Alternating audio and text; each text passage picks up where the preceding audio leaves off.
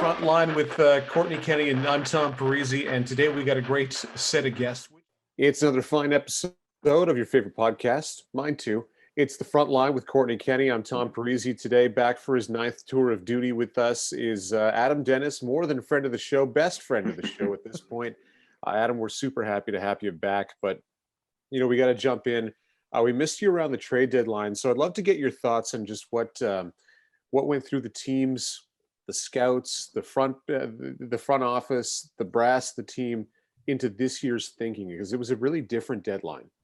Yeah, for sure. And there's a lot going on, outside of hockey at the time of the deadline. A lot of uncertainty, a lot of COVID illness. Our team, I think, right on the deadline, it was the same day that we had to postpone a couple games because we just got hit really hard with some COVID exposures at that point. And crazy to say the least. But, I think we went in with a clear idea that we had to address a couple needs. We had a long-time defenseman who's done a lot of really good things for us, and Simon Rose that was just looking for a new opportunity. And we were able to bring in Grayson Ladd, who's a really steadying presence, veteran of the league. So I think that gave us just a bit more of a veteran presence back there. Gave us a guy that's been around the league for quite a while and has a couple of tricks up his sleeve. And then the other glaring need for us was secondary scoring. So to add Big Mac to the lineup, even though he had to sit a couple in the meantime, I think it's really going to give us a balanced attack when we get a full roster healthy back on the ice. Picking up Tarasevic as well, just what did you see in his game in Sarnia that you liked? And we were remiss for not mentioning him, because Nikita was certainly an important piece to pick up for us. He's a guy that, we certainly knew about when he came into the league. When Sarnia signed him, we were a bit shocked that he was even available because he had a commitment to Michigan State. But as we've seen in the past, things happen, and he was looking to come to the OHL. And, just going into the second half of the season, we were a team that had a bit more of an opportunity for him. And I think, again, addressing that secondary scoring was something that was a real big need for us. And he's a kid that skates really well. He's got some bite to his game. He likes to shoot the puck. And just overall, really interesting kid that is kind of finding his identity in this league. And I think is one of those diamond in the roughs that could really explode at some point for us. We were talking before the podcast officially began. You mentioned this year's deadline, other than really Hamilton, no one really sold the farm. A lot of people are trying to still plan for next year, which is usually not the case. Yeah, and I can't speak for everybody, but I'm sure that COVID and the time with all the games being postponed may have had a factor in it. I think for us it was simple. We were able to accomplish what we did, and unfortunately, when you do bring in players, you got to give something up too. So we gave up some pretty high picks, and a guy that's been here for a while, and Josh Curry, who is definitely going to be missed, but. That's the price you pay to make trades. I think for us, what was really important is that we didn't have to give up on any of our younger players who, as we've kind of gushed over on this podcast a few times, have been guys that we're really excited about. And as we've seen over the last couple of weeks, just with the injuries, there's been a couple of these guys that have really stepped up and shown that they can, play those roles that some may have argued that we could have gotten a 19-year-old depth player to play later down our lineup, but we really have a lot of belief in our young guys that are ready to contribute now and in the future. So I think it was kind of one of those best of both worlds where we were able to add to our team without really giving up our future. I know, obviously we've talked about these guys, like you mentioned, a lot, and the belief has been there since, almost 2 years for a lot of these guys. And now seeing them on the ice and stuff, if their names were brought up in discussions, was that almost like a non-starter for you? Yeah, absolutely. There's a lot of guys that have, and we've done the work of convincing them and letting them know everything there is to know about our program. So we've done a lot of work in building the relationships and put in the time over a crazy pandemic year and the start of this year with 12 new guys, and really just starting to scratch the surface on a couple of these young guys. And we really believe in what we've built so far, and we believe that not only can we be a team that can beat anybody right now, but we feel like we're a group that's just kind of coming together. And I think you've seen the development of our guys over the course of the year, and I think we're just getting stronger. Along those lines, who's jumped out at you most so far, like halfway through the season? Who's taken maybe the biggest step for you so far? Well, I think you can probably credit a lot of our success early on to just the accelerated development of the 3 17-year-old defensemen for sure. So Ty Nelson, Tanai Smith there, and Alex Lukin, and I'll even throw Dom DiVincentiis into that mix just to have, I would say, like, if there's a difficulty level in terms of making it, I would say, and I'm a bit biased, but I think goalie's the toughest. I think defense is the second hardest, and no disrespect, but I think forwards the easiest to break into the league. You know, you have probably the least responsibility defensively. Your mistakes don't necessarily go up on the board, and there's not as many different reads that you have to deal with as well. So, you know, you can kind of blend in a little bit quicker as a forward. But for those four guys, including Dom, to step in right away and just give us some really added stability and you know, I wouldn't even call it depth because they're leaders in a lot of categories for us. And then you cap it off, you know, I mean, Owen Van Steensel, Dallin Wakely, Michael Potaluch at 17 have been able to step in and, you know, been contributing guys and play a role for us. You know, we're confident with all of them playing on the top line and playing against other teams' top lines. And as you've seen, you know, with Owen jumping in on the first line recently, I know Dall's done it at times, and Michael Potaluch, you know, we've had games where we've all said, you know, he's been one of our best. But, you know, cap it off with the 3 16-year-olds who I think we all take it for granted how tough it is to come into this league at 16. And in fairness to all of our guys, they haven't, you know, gotten, you know, the opportunities and some of the ice time that other players across the league have got, but they've all really shown some development in other areas. And I think now that they're getting these chances to play, we're seeing, you know, just a glimpse of what these players are going to be. And I really feel like Owen Outwater just over the last 2-3 weeks here is coming into his own. You know, he's taken some risks. You can just see the confidence growing in him with his advanced role, and he's really earning his opportunities up the lineup. And you know, Nick Sema the same way. Great to get his first goal under his belt recently, and we know Nick Romanes is going to come as well. So Cam Gavro too, another guy for us that you know, I don't think people realize when some of the guys, you don't get the big minutes, how much they can impact a team. And Cam's, you know, definitely one of those glue guys for us. He's always there to push the pace in practice, always ready for whatever you need. He's such a great team guy. And, you know, he's another guy that's really stepped in his first year and been great. They've all across the board been really special. And, you know, you forget too that Matvei Petrov's also in his first year in our league. So I don't think that, you know, you can even say it in a couple of words, the impact that he's had on us. I think what's impressive the most out of this group of these double cohort is that for a couple of weeks, Wakely might look like he's a world beater. For a couple of weeks, Van Steensel will look like he's a world beater. You know, it's each one's taking their turn as being like the guy. And it's really impressive to watch on the ice. Yeah, exactly. And I think, you know, what you're seeing, and that's how it works, I feel, at the junior hockey level. Once you have a game or two when you have that success, you know, it's something you can always draw back on and feel confident going into other teams versus in the rest of the league. So I think we're just seeing that these guys start to grow. And, you know, I think it's definitely a tough time for us with all the injuries and the adversity that we face. But at the same time, I think it's going to make us better in the long run because all these young kids are getting experience that they might not have had without the injuries. Speaking of adversity, the rash of COVID that ran through the team. I mean, what do you got? How was that like? How did you guys deal with everything? Maybe walk us through the whole process. Yeah, you know, it wasn't fun for sure. We were, I guess, lucky in a sense that nobody had really any symptoms that were too bad. You know, all of our symptoms seem to be pretty mild. And you know what, I'll say it's something that, you know, we've never had to deal with before. So it was definitely a new experience, one that I think that we've learned a lot from having gone through it. And, you know, certainly not one that we've taken lightly. It wasn't something that we wanted to go through. We've been fortunate this year because we've played the most games in the league in the OHL right now, which I think has shown that we haven't been that affected by it. But, you know, we certainly had our turn there early in January. I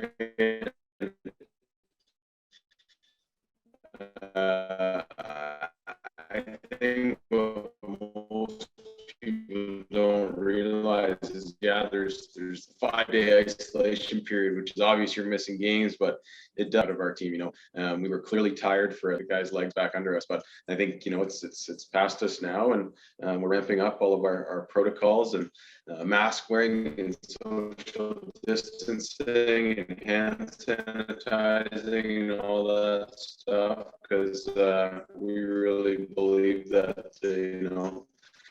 it's going to be a big benefit, and I think it will and avoid it. Then you can have. I think that'll be a key for the rest of our year, is just making sure that we're staying safe and avoiding any risks that we can.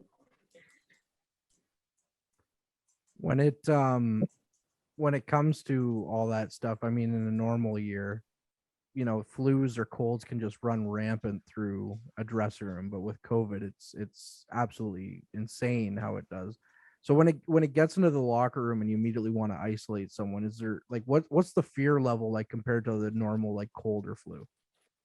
Well, I think if we had a benefit, we weren't the first one to deal with it. So there was other teams that had gone through it first. So there was our league's been a really good resource for us. So anytime that we need to call or ask any questions, we have a medical officer that we can get in touch with and bounce any ideas off us or what to do.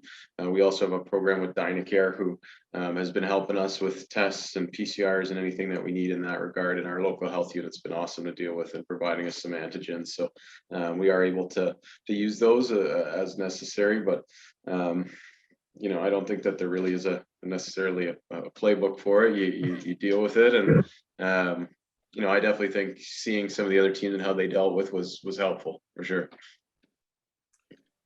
How do you guys? Sorry, Kortney, go ahead. Sorry, Tom. We're always stepping on the top of each other's toes. It's awful. This Zoom stuff's awful. I can't wait till it's done. I know we've talked about before the education side of things. And obviously you're heavily involved with the education side of things.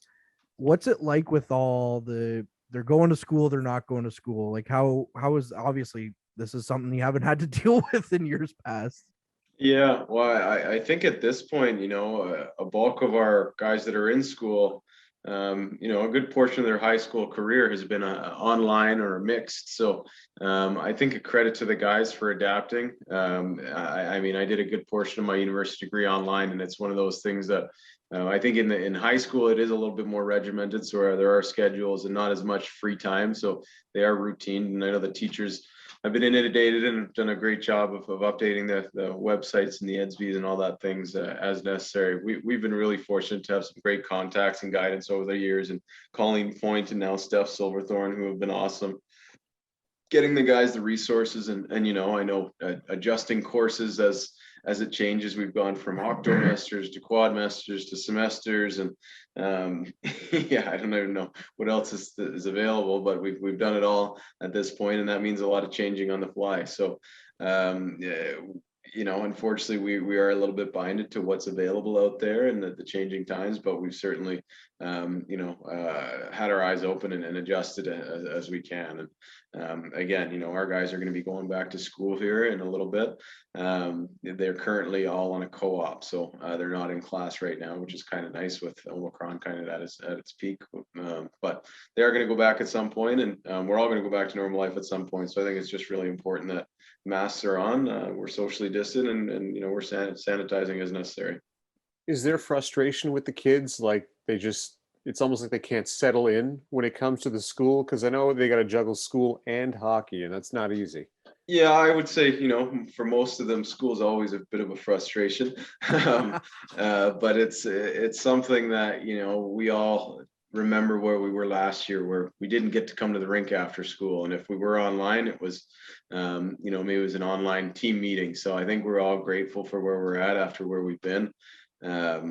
And you know what, our kids, I got to be honest, they've been so awesome in dealing with the different things that have been thrown at them. And I think it's, they've dealt with a lot of adversity over their careers and their short OHL careers already. And it's part of being a hockey player. You adjust on the fly, and you got to have a good attitude going in, or else it's going to be a bit more difficult. But our guys have handled it really well. It's been we mentioned off the hop this year 9th tour of duty, but it has been a little bit of time since we've had you on the podcast. And of course, there have been some moves and stuff that have happened during the season that we haven't really been able to have you on to talk about. So I'd like to bring up a couple, if that's all right. The first one being the splitting up of the Twins. I just wanted to ask you about the move to send Alex. Of course, I heard through the grapevine he kind of was looking for a bigger opportunity. So just wanted to get your thoughts on sending him. And he's done. I got to give credit where credit's due. He's done remarkable with the Spitfire so far. Yeah, and we have nothing but amazing things to say about Alex Christopoulos. Like, what a hardworking kid. He's a guy that's, worn the green quite proudly for 3 years, and unfortunately he had to miss 1 year. But I think it's the reality of our game is sometimes there's better fits in other places, and certainly we would have loved to keep Alex for the entire year, but you do have a timestamp on how long you can play this game and in this league, and Alex was looking for a bigger role. So I know it was not an easy decision for anybody because I know how close those boys are, but it was something that he was confident that he wanted to get a bigger role and take advantage of the opportunity that Windsor was willing to give him. And like you said, to his credit, he's done really well since he's been there, and we're really proud of him. And it's just one of those things. And I know everybody sometimes looks at trades as a big negative, but in more cases than not, it's a team that wants you coming in and has a role knotted out for you that, and normally if you're okay with having a trade, it's because you'd like a bigger role and aren't necessarily happy in the one that you have. So it's part of hockey. It's part of the world that we live in. And it's always nicer when you can find a really good fit, which I think Windsor was for Alex. I know with in the OHL there's not really no movement clauses per se or something, but like you as a general manager, do you work with someone like that who you wanted to see them succeed? Like, did you work with Alex as trying to find a situation that he would work up for him? Yeah, I would say more in a broader sense. I think if there is and players do for certainly have no trade clauses. All of them have it up until high school. But anytime there is a request in that's one of the first questions I'll ask is like, okay, anybody that's not on the list, and everybody has their own different things. I think that once a player's in the league, it seems to be all opportunity based at that point because they have a little bit more familiarity with all the different bases, and they know people that are in the league that can vouch for each center. And every city has its own different quirks to it, and there are different things that are better than others and worse than others and things like that. So I think really when trades happen, it's typically either getting a bigger role, a younger guy getting a bigger role, older guy going to a winning team, those kind of things that I really think that they often turn out to a benefit for the player more often than not. I was the result of a trade where, for example, we had just won a championship in Guelph, and then the next year we were a rebuilding team. So the team had a really good young goalie in Danny Taylor that they were looking to get more ice time, and I was in my 19-year-old season currently without an NHL contract. So another chance at a Memorial Cup was very important to me in my career. So I was able to work out for both parties. I know that, the Guelph got a bunch of picks that were able to help them, and they were in the conference finals, I think 2 years later. And I was able to get on a pretty good team in London. Okay. I would say that worked out pretty okay. Yeah, it worked out okay. So the other moves, not necessarily general manager moves, but development for the team. Brandon Coe and Matvey Petrov signing professional contracts with the San Jose Sharks and Edmonton Oilers. Just your thoughts on those? Very proud. I mean, that's our job, right? It's what we're here to do. Obviously, we want to win a championship every year, but to move guys on to pro, that's what junior hockey is all about. And I know Brandon, I think he did really a ton of growing up and developing last year with his stint in the American League, but to see him come back and it was something that we talked about it a lot with him, because he unfortunately had a lot of rebuilding over his time with us, and to finish it the right way, to have some closure and to be a good team here was something that we all thought was very important. And we really want to win for Brandon with Brandon. I think that's really important. And for Matvey, it was something that I know here in North Bay, for all of the guys that were involved in taking him, we were telling everybody, steal of the draft, steal of the draft, steal of the draft. and you know, he was able to you know, prove us right.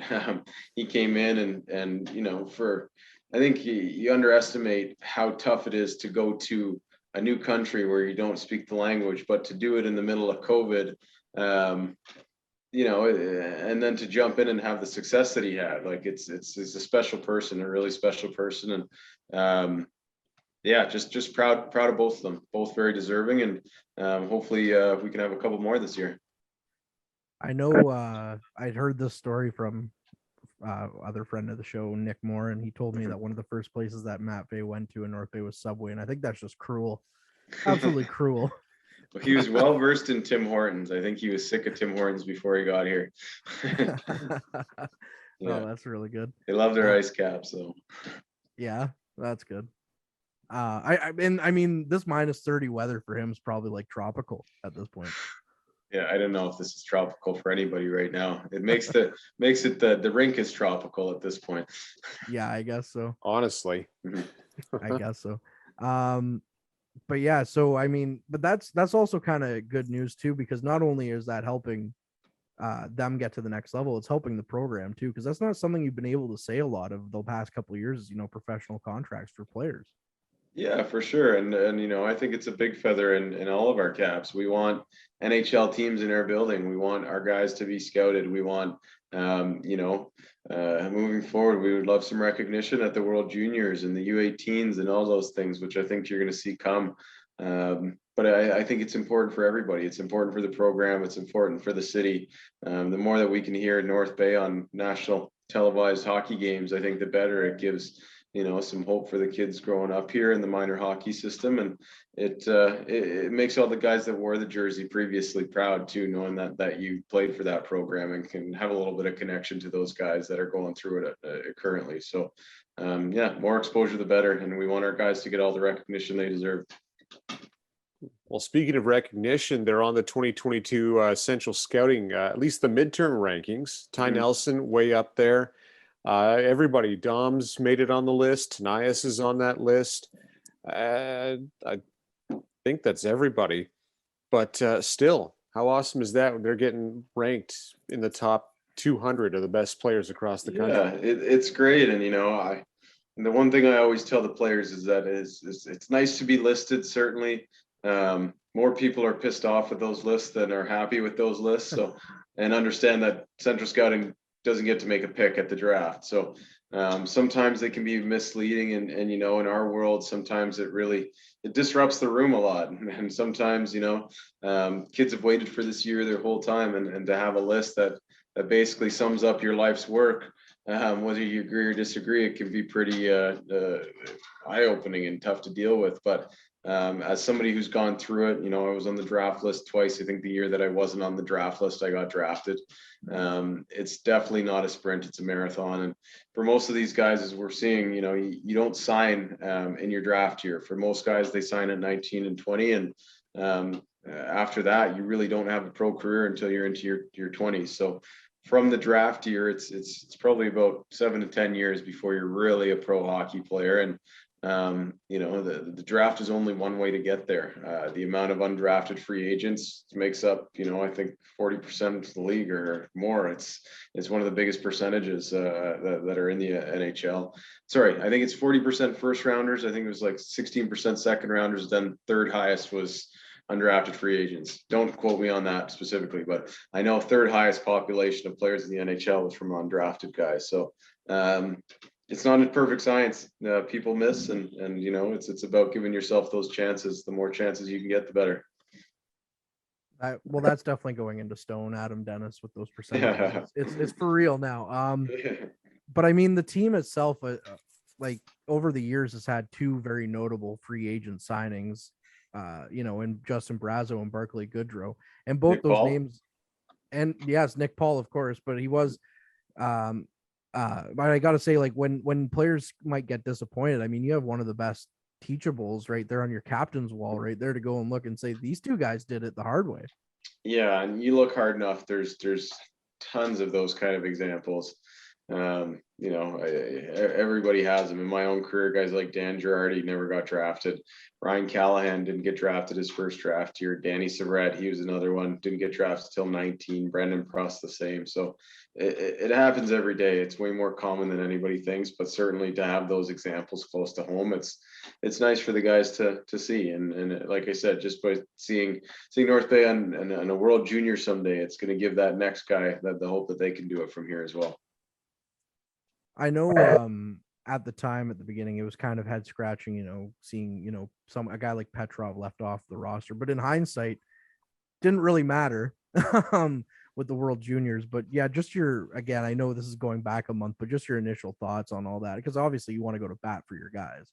For sure. And, I certainly thought he was deserving of representing his country on the world stage, but you know what, I don't pick the team for Russia, unfortunately. And I know that they had their reasons, and they're entitled to that. They get to pick the team, and certainly I would think he's an asset to any team in that tournament. And he's certainly been an asset to us. So I can't tell you what went into the decision behind it, but certainly if I had a choice to pick, then I would have picked Pat Bay for sure. Well, I mean, you've already picked the guy once, right? So yeah, as many teams I could take him on, I will. I appreciate the honest answer on that one. One last thing that I wanted to bring up before we'll let you go, just back to the trade deadline, because that was kind of the first thing that popped in our head was, we got to get Adam on to talk about the trade deadline. You mentioned, getting Ladd, McDonald, and Tarasevic in those deals. For somebody who's interested in the front office side of things and might not see everything going on, how early do those kind of foundations start on those deals before you pull the trigger? Probably early December, to be honest. I think that's when the conversations really started to happen. And you have a plan A, you have a plan B, C, D, E, F as things fall through. You may have some pieces that you're willing to move that another team wants, or you might not. So I think it's really important to know what you're willing to give up, what you need, what you're willing to contend with, and what you're willing to pay for that. And it's something that, like I said, with any decision that we've made, we've got a really good group internally between myself, our management team, the scouts, and the coaching staff and ownership. We're all hands-on in all of our decisions, and I don't make these deals on my own. I'll be the one that's leading most of the conversations on the phone. But any decision we make, it's I feel pretty confident that I'm not on an island with it. That we've got some backing, and we've had the debates and we've done our research before we do it. But yeah, it's not like you pick up the phone one day and decide I want this guy and I'll give you that, and that. No, it's not that easy. And for things that we said prior, it's junior hockey, so you want to help the kids out on both sides of the trade, and hopefully, if there's players involved on both sides, then it's a good fit for both players. And I think that's probably what hopefully happens with our trade with Windsor is with Josh Curry. It's a situation that maybe he can go back and play an overage year there. And again, it's not like he's leaving a good team, and he's going to a good team too. And they just were looking for a little bit different than what we were. And hopefully it works out for both and we see them in the finals. It would be something else to see Josh Curry and Alex Christopoulos lining up at Memorial Gardens in the final. Pretty cool. I lied. It kind of opened up a can of worms in my head where I do have one other question here. Mm-hmm. When you're making a deal like that for someone like Grayson Ladd, what goes through your mind knowing that we're going to get this really great overage defenseman, but you have to say goodbye to a franchise pillar like Simon Rose? Yeah, well, I mean, and that was something that, we'd been talking with Simon for a little bit of a time, and he just really wanted a little change of scenery in his last year. And, Simon's been nothing but a great person and player for our team. And it certainly wasn't easy. Does it make it easier that he's looking for a change of opportunity? Certainly. But it's not somebody that we necessarily wanted to go, but it always helps when you can bring in good people, and Grayson is certainly that. And different players for sure. And Grayson, what he gives to us is, I think, a lot of just stability. And we have a lot of guys that can, run a power play or do a lot of other things. But what Grayson does is he brings us that stability. You can see just in the way that he moves the puck that he's very efficient in what he does. He's a great skater. He gets himself out of trouble pretty easily. And I think in a short period of time, he's already shown a lot of leadership in our group. So he's been paying dividends for us early on, and we really do wish Simon Rose all the best. He's done nothing but good things for us since he's been here. Well said, and I gotta say, we've really enjoyed watching the team to this point. It's kind of exciting to look around and worry about positioning and standings, as opposed to previous years where are we even gonna make the playoffs? Hopefully we do. But Adam, we're really excited to see the second half of the season play out, and thank you again for joining us on the podcast. Yeah, it's my pleasure. I'll say it's when we get healthy, we really do believe we can beat anybody in this league, and we're looking forward to seeing our full lineup on the ice. And I'm sure, obviously, in a week from now, seeing fans back in attendance as well. For sure. Yeah, it's a different atmosphere at the rinks right now. Yeah. We say a big thank you, as always, to best friend of the show, Adam Dennis. We're happy to have him on for his 9th tour of duty on the Frontline Podcast. He's Kortney Kenny. I'm Tom Parisi. So let's just jump into it, Kortney. That game against Niagara was not the most pleasant of games. No. Goaltending-wise, it saw, Dom DiVincentiis get absolutely rocked by, it looked like a shoulder. To me. Yeah. And hopefully he's not out for a long time, but we just don't have a timetable, and I hope it's not a long time. No, and that's the thing. In the replays, it looked like Gushkin from the Ice Dogs made contact with his head. And yeah, I saw the same. Yeah. So as you and I both know, as people who watch hockey, remember when Sidney Crosby was going through concussion stuff, and that really kind of brought it to the forefront. There's no timeline for head stuff, and you can only hope that DiVincentiis is on the milder side of that argument. And then talking about him as a person, having him on the podcast a couple of times, he's a nice kid, and you hope you hope he's just shaken up, and then he'll be back stronger than ever. Yeah, some guys really take it like a concussion hits almost everybody different. It's a shame. Mm-hmm. And you wish there was like a one cure-all event for it, but sadly there isn't. And hopefully he's doing better. I mean, it's also not easy to even just to drive home is a chore. Passenger or however it is Dom got home that day, as these two make a guest appearance. Yes. Nora's big into hockey. Big fan. She's big not. fan. Well, what about Indy? Indy, though, he can sit and watch hockey with me. He likes baseball more. It calms him down when I put on a Jays game. Yeah, it's really weird. He had when he had surgery one of these days, I put it on the laptop right in front of his bed, and he just watched the whole game. It was great. Oh, that works out. And you know what? The Jays were entertaining this year, so that's great. That they were. But getting back to Dom real quick, yes, we wish him nothing but a speedy recovery. Hopefully he's got it under check already, but if he doesn't, then I know he's got the best people behind him to help him with it. So yes, he'll be okay. It's just a matter of how long it'll take for him to be okay. Oh, he's absolutely. A good kid too. Absolutely. And he's had himself a heck of a season so far. So you want to see him get back. As you mentioned when we talked to Adam, he's mentioned on Central Scouting's draft list. 14th across the country.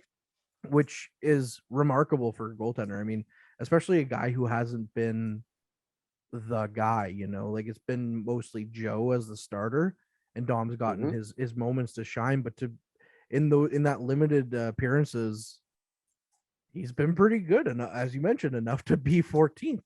So and enough to get starts that aren't back-to-backs. Like sometimes he'll just have a random home game just because. Yeah. So it's good to see that. Yeah, it is. And it was kind of nice to know, it'll obviously change plans. But talking to Ryan, Coach Houlihan, after their loss on Sunday to the Sudbury Wolves, he had said that on Sunday that Dom was going to get the start on Tuesday. So it's a busy week for the Battalion as well.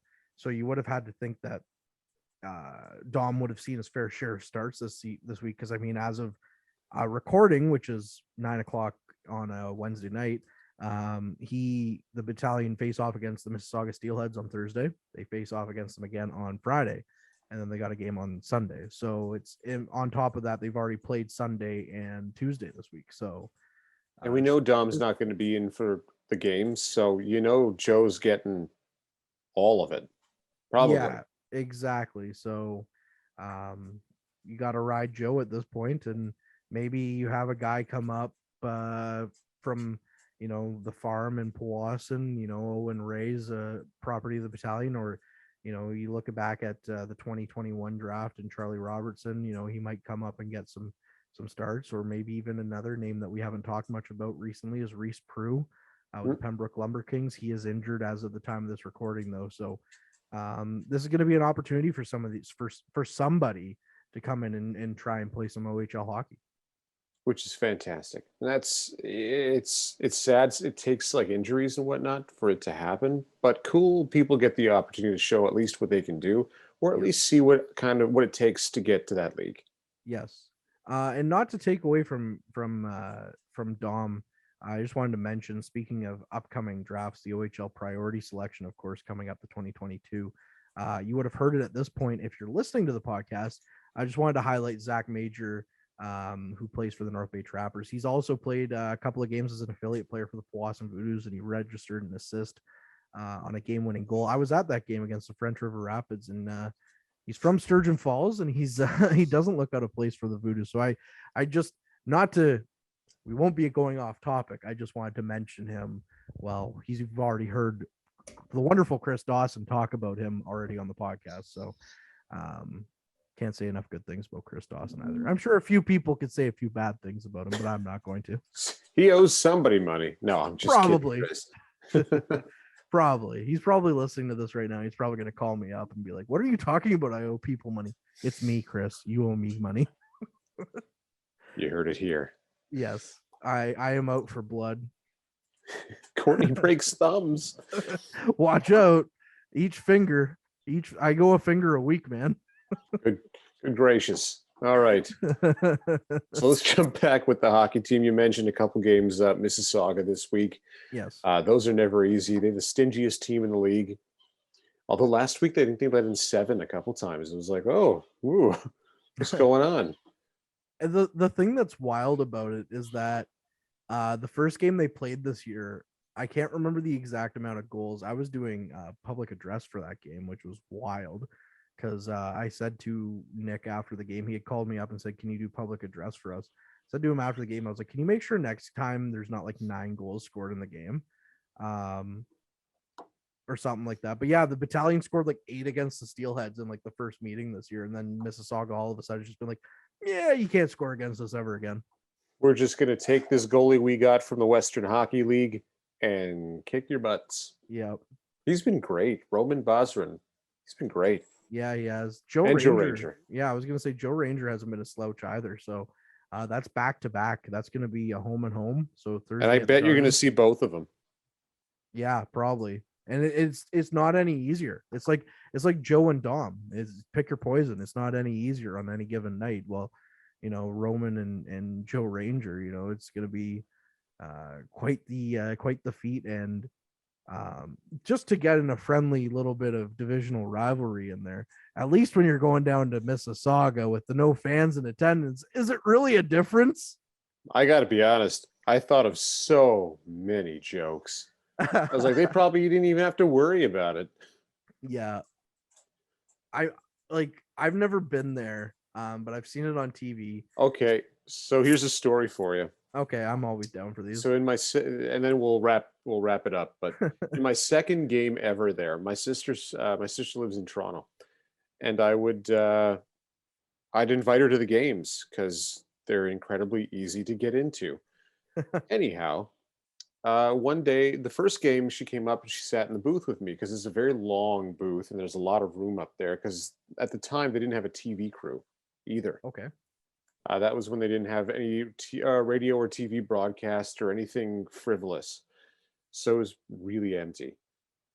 So the next game, she says, "I was like, I'll get you some tickets. We'll get you a nice seat. You know, you can bring somebody." I think her boyfriend came with her, and they just had a good time. She sat purposely where she could see me. She could say something, and I could hear her mid game. Wow. Like, so she was across like the rink? Yeah. And eventually she went to her seat, which was about just underneath to the left-hand side of the booth, which is it's a nice booth there. It's a lovely rink. I like going there. But yeah, I could hear every word clear as day. She said, "Hey Tom, I'm listening to you on the radio. It sounds great." Could hear her from across the rink. What a time it was. What a time to be alive. You know what the nice thing is about the Mississauga road trip though is like, yeah, it sounds like it's far away because it's in Toronto, but Nah, it's not bad. really. Like, You don't really get into Toronto with it. That's the good no, part. no, I mean Mississauga's to the west.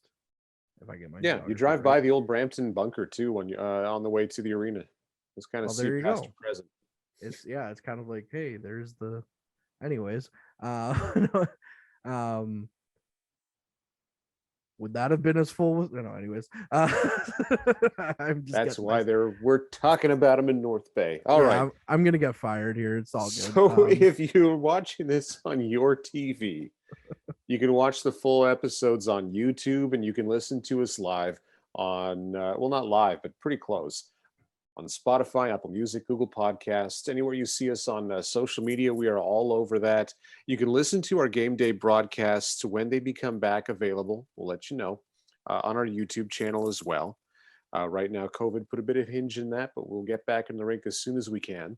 Also, I think you should follow the North Bay Battalion on social media as well, because we do a lot of cross promotion. We're friends.